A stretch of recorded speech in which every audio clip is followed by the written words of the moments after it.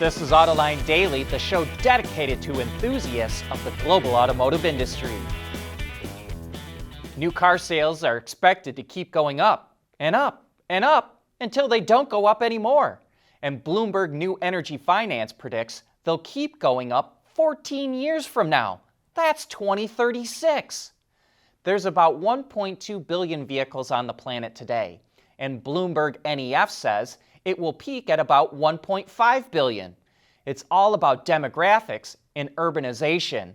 The average age of people on the planet is going up, and more people are living in highly congested megacities where owning a car can become prohibitively expensive. Honda turned in its latest financial performance, and the numbers are dismal. It only sold 815,000 cars and trucks globally in the last 3 months. That's down 18% from last year, which wasn't a good year either. It brought in about $28.8 billion, which was actually up nearly 7%. But not a lot of that money made its way to the bottom line.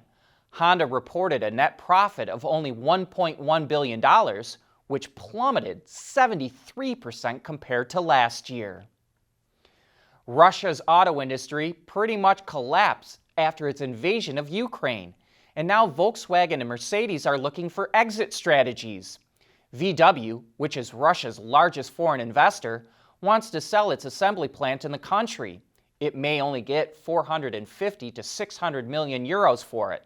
A company called Asia Auto from Kazakhstan could buy it. And interestingly, the factory could make VWs and Skodas even though VW would not own the plant.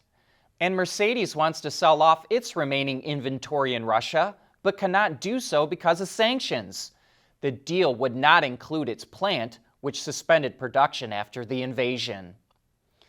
After several delays, Tesla's semi-truck will finally be available this year. CEO Elon Musk tweeted that 500-mile range versions will start shipping this year. But Musk wasn't specific about when it will ship or who will be the first customer to receive it. And hey, we've got a great Autoline After Hours coming up tomorrow with Sandy Munro. How the heck did he go from being a tool and die maker to a YouTube sensation? Sandy has a lot to say about what's going on in the auto industry today, and you're not going to want to miss out on it. So join John and Gary when they go live tomorrow afternoon at 3 p.m. Eastern Time. With global reach across 3 continents, Teijin Automotive Technologies make vehicles lighter, safer, and more eco-friendly. Teijin Automotive Technologies, the formula for better mobility. At Schaeffler, we pioneer motion. Electrifying mobility, manufacturing smarter, reducing CO2 emissions, making energy production clean. Schaeffler pioneers motion to advance how the world moves.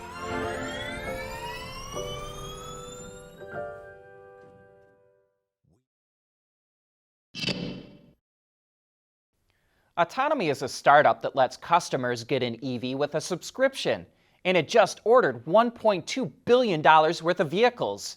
That will get it 23,000 EVs with 45 different models from 17 different car companies that operate in the U.S., including legacy automakers and startups.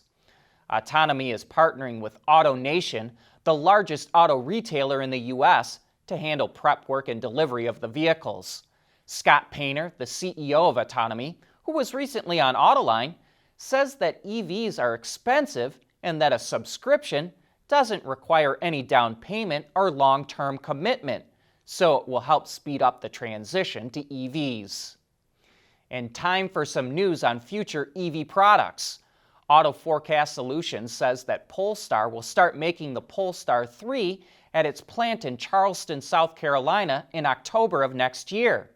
Then, Rivian will fire up its new assembly plant outside of Atlanta in January of 2025. The first vehicle to roll off the line will be the R2S, an SUV that's designed for the European and Chinese markets. That's followed by the R2R, which is a crossover station wagon, and then the RCV cargo van, which is presumably built off the same platform as the other two, which is an all-new platform for Rivian. Then BMW will start making battery electric SUVs at its plant in Spartanburg, South Carolina, starting in 2026. That's when the iX5 will roll off the line, followed by the iX7 in 2026 and the iX6 in 2028. These vehicles represent just the tip of the iceberg, and we'll see a flood of EVs hitting the market in the middle of the decade. Good news for F-150 Lightning fans, Ford is reopening the order books. But here's the bad news.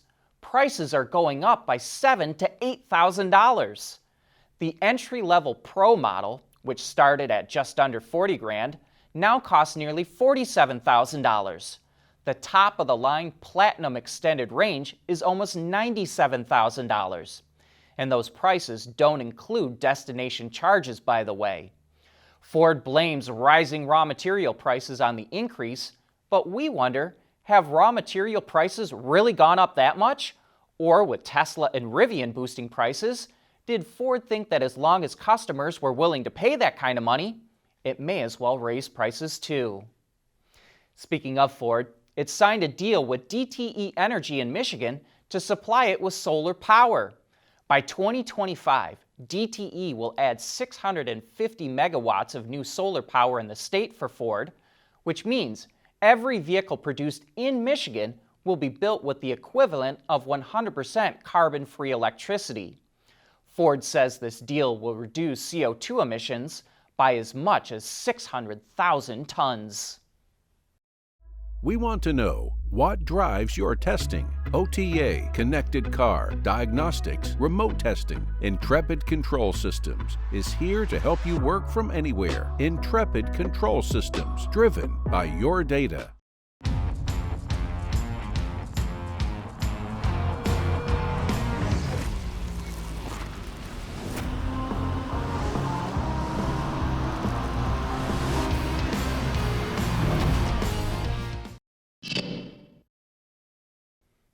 When you're a small manufacturer like Ferrari, you tend to keep some of the same parts around for a long time.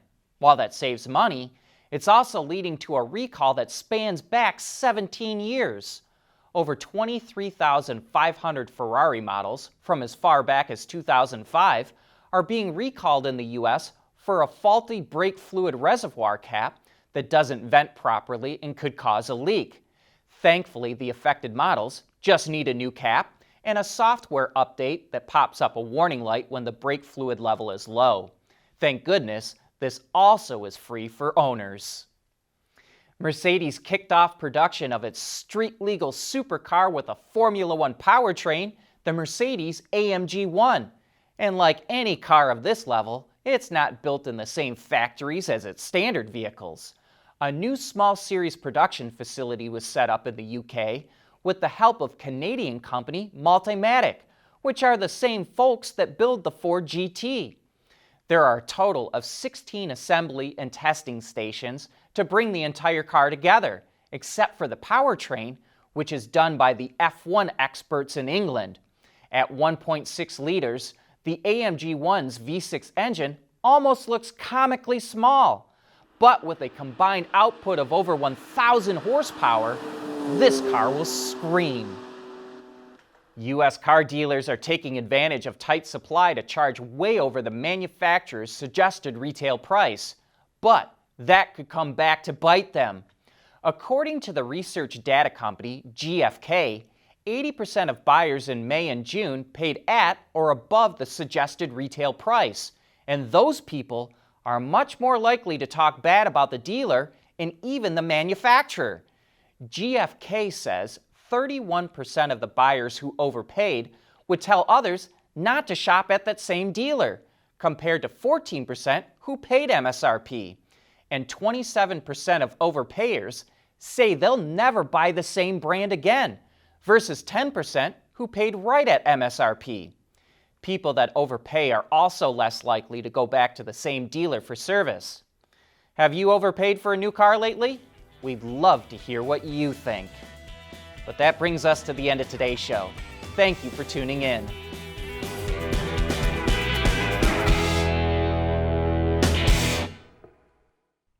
Autoline Daily is brought to you by Bridgestone, solutions for your journey. Intrepid Control Systems, over-the-air engineering, boost your game. Scheffler, we pioneer motion. And by Teijin Automotive Technologies, the formula for better mobility.